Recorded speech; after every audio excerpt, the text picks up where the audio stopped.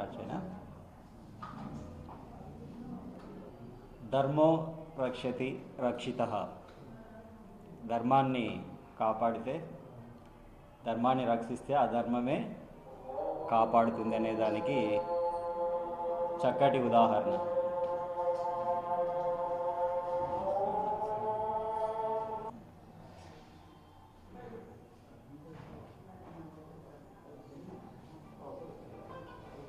ఓకేనా. ధర్మో రక్షతి రక్షితః అంటే ధర్మాన్ని రక్షిస్తే ఆ ధర్మమే కాపాడుతుంది అనేదానికి చక్కటి ఉదాహరణలు ఈ మధ్య ఒకదాని తర్వాత ఒకటి బయటికి వస్తూ ఉన్నాయి. ఇంతకుముందు అసెంబ్లీ సాక్షిగా అప్పట్లో పవన్ కళ్యాణ్ గారు ఎలక్షన్ టైంలో చేసినటువంటి దుష్ప్రచారం చిరంజీవి గారిని అవమానించినారని చెప్పి అప్పుడు ఎలక్షన్లో ప్రచారం చేయడం జరిగింది. అది సాక్షాత్తు మన ఆంధ్రప్రదేశ్ అసెంబ్లీ సాక్షిగా బయటపడింది. అది తప్పు అని చెప్పి వాళ్ళ ద్వారానే వాళ్ళు ఒప్పుకోకుండా ఉండలేనటువంటి పరిస్థితిని ఆ ధర్మమే కాపాడింది. దానికి మరో ఉదాహరణ మొన్న 3 రోజుల కింద జరిగిన తెలంగాణ అసెంబ్లీలో జరిగినటువంటి చర్చ. సాక్షాత్తు తెలంగాణ ముఖ్యమంత్రి రేవంత్ రెడ్డి గారే తన నోటి ద్వారా చెప్పకుండా ఉండలేనటువంటి సిచ్యువేషన్. ఆయనే అసెంబ్లీలో చెప్పడం జరిగింది. నేను చంద్రబాబు నాయుడు గారు ఒక క్లోజ్డ్ రూమ్లో ఇద్దరం ఒకరికొకరు బ్రీఫ్ చేసుకున్నామని చెప్పి ఆయనే చెప్పడం జరిగింది. ఏమని? ఈ రాయలసీమ లిఫ్ట్ ఇరిగేషన్ని ఆపమని చెప్పి ఆయన కోరడము, చంద్రబాబు నాయుడు గారు దానికి తల ఊపి సరే అని చెప్పి రావడము. ఈ 2 సంఘటనలు ఇట్లా దాదాపు అంటే ఇప్పుడు జగన్మోహన్ రెడ్డి గారు నిజాయితీగా ఉన్నాడు, ఎక్కడ అబద్ధం ఆడకుండా ప్రజలకు మంచి చేయాలనేటువంటి ఒక కృత నిశ్చయంతో చిత్తశుద్ధితో పనిచేస్తున్నాడు. కాబట్టే ఆ దైవం కూడా ఈరోజు జగన్మోహన్ రెడ్డి గారు సహకరించి వాళ్ళు ఏదైతే కుట్రలు కుతంత్రాలు అబద్ధాలు అన్నీ ఆడి జగన్మోహన్ రెడ్డి గారిని ఏ విధంగా మోసం చేసినారో ఇప్పుడు అదే కుట్రలన్నీ అసెంబ్లీ సాక్షిగా బయటపడతా ఉన్నాయి, ఒకదాని తర్వాత ఒకటి. దేవుడు ఏం తెలిసినాడంటే ఇది మామూలుగా ఉండకూడదు, వీళ్ళకి అసెంబ్లీలో అయితేనే ప్రజలందరికీ తెలియవస్తుందని చెప్పి వాళ్ళ ద్వారానే బయట పెట్టిస్తూ ఉన్నాడు అనమాట.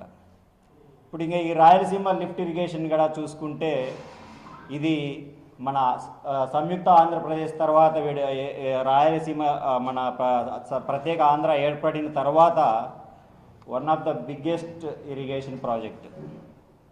రాయలసీమకి అతి ముఖ్యమైనటువంటి అతి పెద్దదైనటువంటి ఒక వ్యవసాయ పారుదలకు సంబంధించినటువంటి ప్రాజెక్టు. ఇక్కడ ఈ ఫోటోగ్రాఫ్లో కూడా చూసుకుంటే ఇది ఒక ఊహా చిత్రం. ఈ మధ్యలో ఉన్నటువంటి శ్రీశైలం డ్యామ్ ఇది.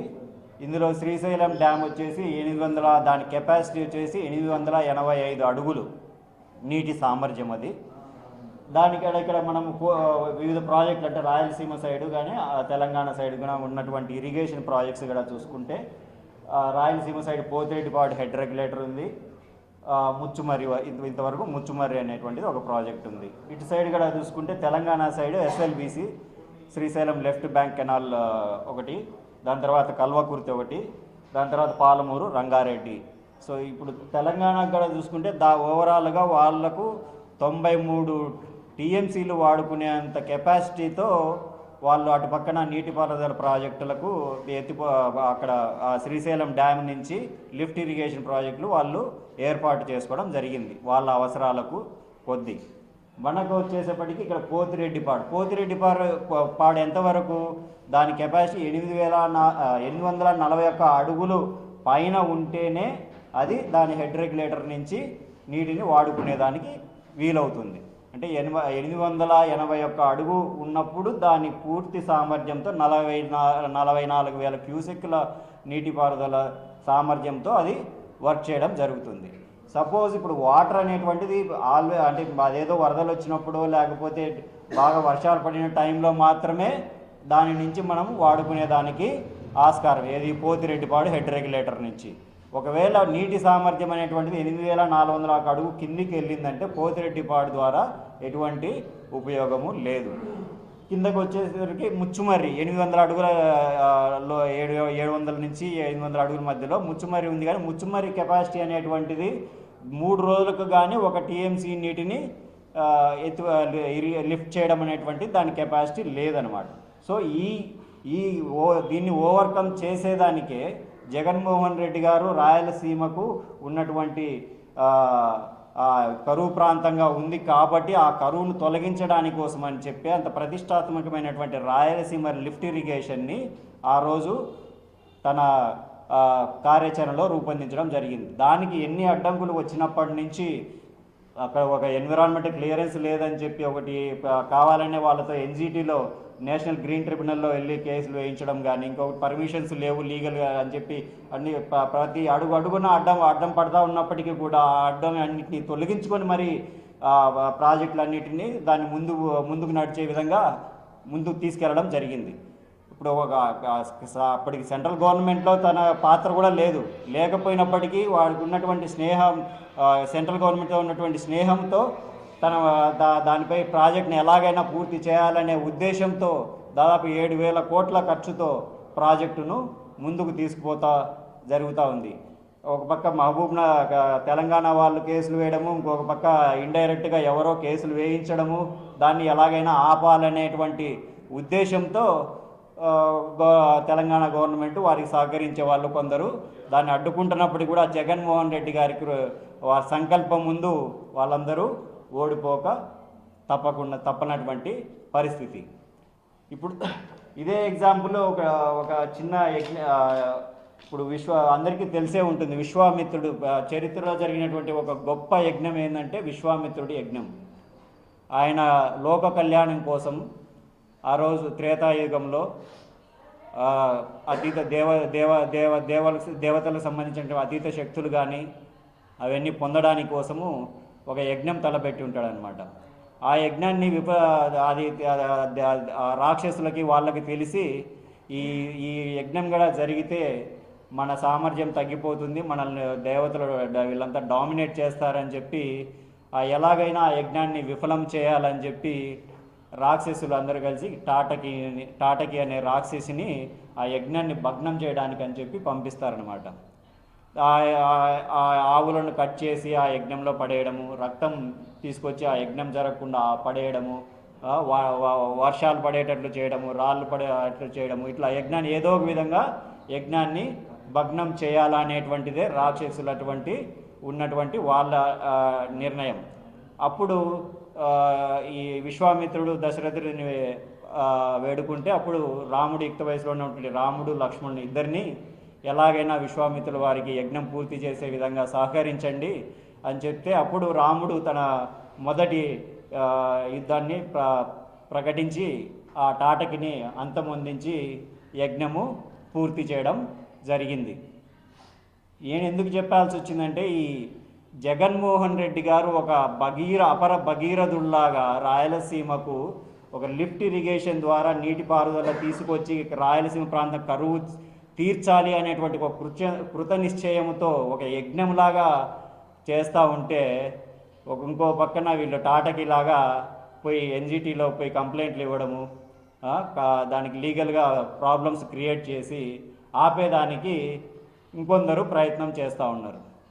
సో ఇలాంటి ప్రయత్నాల వల్ల వాళ్ళు ఏదో తాత్కాలికంగా సునకానందం పొందొచ్చేమో కానీ లాంగ్ టర్మ్లో దానివల్ల వాళ్ళకు జరిగేది నష్టమే. ఒక పక్క పనిని ఆపి మళ్ళా దానికి నిన్న మీడియా ప్రెస్ మీట్లో ఏం మాట్లాడుతున్నారు, అనవసరమైనటువంటి రాద్ధాంతం చేయొద్దండి, ఎంత 20 టీఎంసీలే కదా అంట.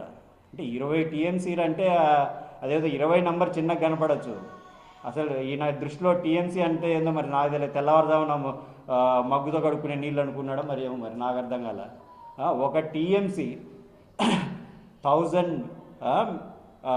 Cubic million cubic feet water, అంటే ఒక టీఎంసీ ఈజ్ ఈక్వల్ టు ఒక 10,000 ఎకరాల నీటికి సాగుపడే అంత అవసరమైనటువంటి నీరు ఒక టీఎంసీ అంటే ఇప్పుడు సపోజ్ ఒక చెన్నై లాంటి ప్రాంతం ఉందనుకోండి, వాళ్ళకు ఒక సంవత్సరానికి సరిపడే అంత నీరు ఒక 15 టీఎంసీ, అంటే మొత్తం సంవత్సరం అంతా కలిస్తే ఒక 15 టీఎంసీ నీరు చెన్నైకి వస్తుంది. ఒక టీఎంసీ వల్ల 50 నుంచి 60 లక్షల మంది ప్రజలకి త్రాగునీరు ఒక సంవత్సరానికి సరిపోయే త్రాగునీరు అది. దాన్ని ఆయన 20 టీఎంసీలే కదా అంటున్నాడు. మరి ఆయన దృష్టిలో మరి ఇంకా ఏది ఎక్కువనో మరి అర్థం కావడంలే. కనీసం కవర్ చేసుకునేదానికన్నా కొంచెమన్నా ఇంత వయసు వచ్చిందే, ఈ టీఎంసీ 20 టీఎంసీల నీరును మనం వృధాగా వాళ్ళకు అనవసరంగా తెలంగాణ వాళ్ళకి ఇచ్చేస్తున్నామని అని కూడా లేకుండా ఆయన ఆంధ్ర రాష్ట్రానికి ముఖ్యమంత్రో లేకపోతే తెలంగాణకు ముఖ్యమంత్రో కూడా అర్థం కావడం లేదు. ఈ ఫోటోగ్రాఫ్లో ఇప్పుడు మనకు 840 అడుగుల కింద మనకు ఉండే పూర్తి సామర్థ్యం ఉండేది 34 టీఎంసీలే. మొత్తం 841 అడుగుల కింద ఉండేది 34 టీఎంసీలు. దాంట్లో వాళ్ళు వాడుకునేది 12 టీఎంసీలు, మన వాటా వచ్చేసి 22 టీఎంసీలు. సో మొత్తం 20 టీఎంసీలు అది కూడా వాళ్ళకి ఇచ్చేయమని చెప్పి ఈయన ఇండైరెక్ట్గా చెప్తున్నాడు. మనకు ఆ 22 మన వాటా 22 టీఎంసీలు కూడా మనకు వద్దు, వాళ్ళకే ఇవ్వండి అన్నట్టు ఇండైరెక్ట్గా చెప్తా ఉన్నాడు తెలంగాణ వాళ్ళకే. ఇప్పుడు సపోజ్ మన కార్పొరేషన్ నుంచి డ్రింకింగ్ వాటర్ వస్తూ ఉంటుంది పైప్ లైన్లలో రాగానే అందరికీ అలర్ట్ రాగానే ఎవరి ఇంట్లో మోటార్ వాళ్ళు ఆన్ చేసుకుంటారు టకటకాని తొందరగా. ఎందుకు మోటార్ ఆన్ చేసుకోకపోతే ఏముందంటే పక్కోడు మోటార్ ఆన్ చేసుకుంటారు, అన్నీ వాళ్ళకే వెళ్ళిపోతాయి, వీళ్ళకి రావు కాబట్టి. సేమ్ అదే పరిస్థితి ఇక్కడ. ఇప్పుడు నీకు ఒక లిఫ్ట్ ఇరిగేషన్ లేకపోతే ఈ పక్కన వాటర్ అన్నీ ఏమవుతాయి, ఆ తెలంగాణ వాళ్ళు లాగేసుకుంటారు, మనకేముండవు. ఇంకా నీళ్ళు లేకపోతే ఇంకా ఏ విధంగా రాయలసీమ కరువు ప్రాంతం తీరిపోవాలా? కనీసం చెప్పేదానికన్నా వాళ్ళకన్నా ఉండాలి. అరే ఏం మాట్లాడుతున్నాము, మనం మీరు చేయలేకపోతే ఇంకొక విధంగా మేము మాట్లాడి తెలంగాణ సర్కార్తో మాట్లాడి దాన్ని సెటిల్ చేస్తాము అని చెప్పడం పోయి వాళ్ళని కవర్ చేసుకుంటా మనకి 20 టీఎంసీలు అవసరం లేదన్నట్టే చెప్పేసినాడు ఆయన. ఇప్పటికైనా కూడా మీరుండే కేంద్ర ప్రభుత్వంలోనే మీరు అనుకుంటే బీజేపీ వాళ్ళ రేవంత్ రెడ్డికి బీజేపీ వాళ్ళు ఏమి ఎక్కువేం కాదు, మీరు అనుకుంటే చేయొచ్చు. అయినా కూడా ఇంత జరుగుతూ ఉన్నా కూడా కూటమిలో ఉన్నటువంటి ఒక కాంగ్రెస్ ఎమ్మెల్యే ఆంధ్ర కోసం అని చెప్పి ఇట్లా ఆపుతా ఉన్నా కూడా మరి కూటమిలో ఉన్న బీజేపీ వాళ్ళు ఒకరు కూడా నోరెత్తడం లేవు. మరి అరే ఒక కాంగ్రెస్ ఎమ్మెల్యే కాంగ్రెస్ ముఖ్యమంత్రి వచ్చి ఎన్డీఏ అలయన్స్లో ఉన్నటువంటి ముఖ్యమంత్రితో మాట్లాడి ఒక లిఫ్ట్ ఇరిగేషన్ ప్రాజెక్ట్ని ఆపించగలిగినాడంటే ఇంక వీళ్ళు సెంట్రల్ గవర్నమెంట్ ఉండడం ఎందుకు, దాంట్లో కూటమి అలయన్స్ ఎందుకు? ఇంక అందరు కలిసి ఒకటే పెట్టేసుకోండి, సరిపోద్ది కదా. కాంగ్రెస్ బీజేపీ అందరు కలిపి పుల్లగూర అని చెప్పి ఒకటి పెట్టేసుకుంటే కరెక్ట్గా ఉంటుంది ముందు. సో ఇప్పటికైనా కూడా తను మారి ఈ లిఫ్ట్ ఇరిగేషన్ని ఎలాగైనా పూర్తి చేసే విధంగా సహకరించాలి. రాయలసీమ రత్నాల సీమగా మారేందుకు తన వంతు కృషి చేయాలి. ఇంకొక విషయం లాస్ట్గా, సో మొన్న జరిగిన మెడికల్ కాలేజెస్ ప్రైవేటైజేషన్లో ఇచ్చినటువంటి నోటిఫికేషన్కి రాష్ట్ర వ్యాప్తంగా అందరూ ఎవరు రెస్పాండ్ కాకుండా ప్రజల పట్ల ఉన్నటువంటి వారికి ప్రజల మేలు ప్రజా శ్రేయస్సు వారికి ఇంపార్టెంట్ కాబట్టి ఎవరు ఆ బిడ్డింగ్లో పార్టిసిపేట్ చేయలేదు.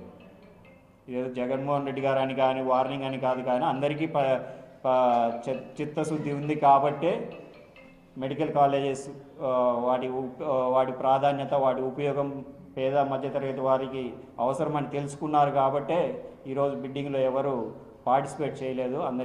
అందుకు వాళ్ళందరికీ మా కృతజ్ఞతలు తెలియజేస్తూ, ఇప్పటికైనా కూడా ఈ విషయం మీద చంద్రబాబు నాయుడు గారు వయసు ఎక్కువైనా అనుభవం ఎక్కువ ఉన్నా కూడా తప్పును ఒప్పుకుంటే ఇప్పటికైనా గొప్పవాళ్ళు అవుతారు, చరిత్రలో గొప్పవాళ్ళుగా మిగిలిపోతారు.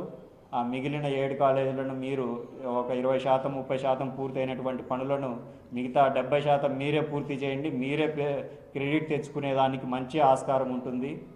మీరు పూర్తి చేసి జాతికి కాకుండా జాతీయానికి అంకితం చేయండి. మీరు చరిత్రలో మంచి ముఖ్యమంత్రిగా ఈ మీ వయసు చివరి అంశంలో మీకు మంచి పేరు ఉంటుందని చెప్పి సభాముఖంగా మీకు వేడుకుంటా ఉన్నాను. ధన్యవాదాలు.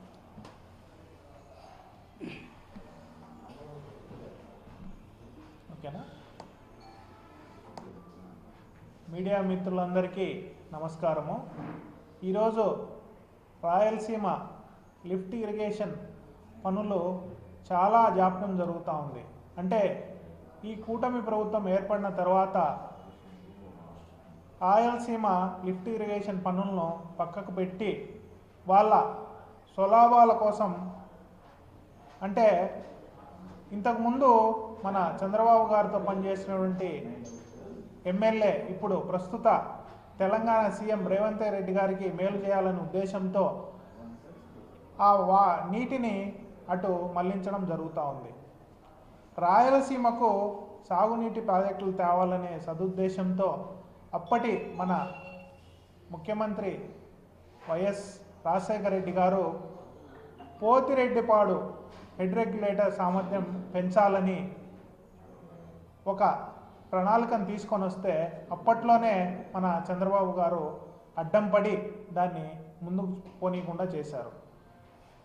ముఖ్యంగా ఈ రాయలసీమ ప్రజలు తెలుగుదేశం అంటే కూటమి ప్రభుత్వాన్ని ఏదో మంచి చేస్తారని వాళ్ళు నమ్ముకొని వాళ్ళను గెలిపిస్తే వీళ్ళు నిమ్మకు నీరెత్తినట్టు పట్టించుకోకుండా ఈ ప్రాజెక్ట్ పనులను పక్కన పెట్టడం జరిగింది. అలాగే మన మాజీ ముఖ్యమంత్రి జగన్మోహన్ రెడ్డి గారు అధికారంలోకి వచ్చిన తర్వాత సాగునీటి ప్రాజెక్టులకు ఒక నిర్దిష్టమైన ప్రణాళికను పెంపొందించారు. దాంట్లో భాగంగా 2020 సంవత్సరంలో రాయలసీమ లిఫ్ట్ ఇరిగేషన్ పనులను ప్రారంభించడం జరిగింది. దీని ద్వారా దాదాపు 3 టీఎంసీ నీళ్లు మన రాయలసీమ సాగునీటి ప్రాజెక్టులకు వచ్చేటట్టు వాళ్ళు ప్రణాళిక రూపొందించారు.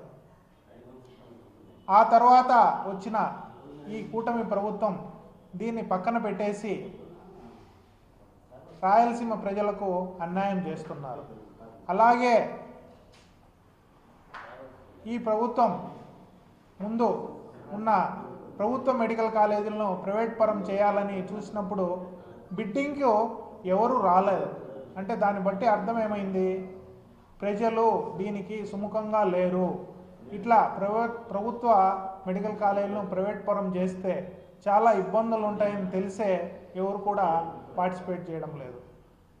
ఇంకా చూస్తే ఆరోగ్యశ్రీ దాదాపు 5 లక్షలు ఉన్న ఆరోగ్యశ్రీ జబ్బులను 25 లక్షలకు మన జగన్ గారు పెంచడం జరిగింది. అంతేకాకుండా ఈ ఆరోగ్యశ్రీలో అన్ని నెట్వర్క్ ఆసుపత్రుల్లో గత సంవత్సరం నుంచి అన్ని బిల్లులు పెండింగ్లో ఉన్నాయి. ఒక దాదాపు 2-3 నెలల కిందట మేము ఈ బిల్లులను క్లియర్ చేస్తామని చెప్పిన తర్వాత, అంటే హామీ ఇస్తే ఈ స్ట్రైక్ చేసే ఆసుపత్రులు కూడా ఆ సమ్మెను విరమించి ఇప్పుడు ఆరోగ్యశ్రీ సేవలను కొనసాగిస్తూ ఉన్నారు.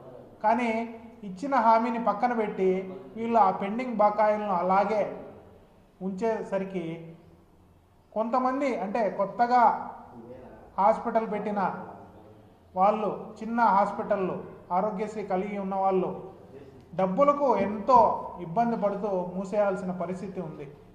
దీన్ని కూడా మీరు ఇచ్చిన హామీ ప్రకారం పెండింగ్లో ఉన్న బకాయిలను ఆసుపత్రులకు చెల్లించి పేద ప్రజలకు వైద్యం అందేలాగా వీటిని పునరుద్ధరించాలని కోరడమైనది.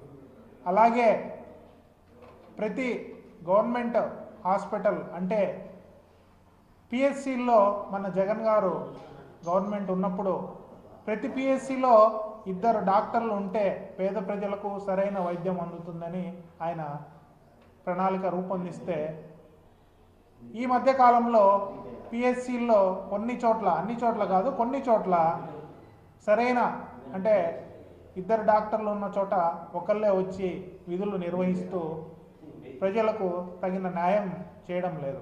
అలాగే కొన్ని సిహెచ్సిల్లో కూడా డాక్టర్ల కొరత అనేది ఏర్పడింది. వీటన్నిటిని దృష్టిలో పెట్టుకొని ఇప్పుడున్న కూటమి ప్రభుత్వం అటు లిఫ్ట్ ఇరిగేషన్ పనులను కానీ, అలాగే ఆరోగ్యశ్రీ పెండింగ్ బకాయిలను కానీ, అలాగే డాక్టర్లను నియమించడంలో కానీ కొన్ని చర్యలు తీసుకొని ప్రజాశ్రేయస్సుకు ఉపయోగపడాలని డాక్టర్స్ వింగ్ తరపున నేను మీ ద్వారా ఇప్పుడున్న కూటమి ప్రభుత్వాన్ని కోరుతున్నాను. Thank you.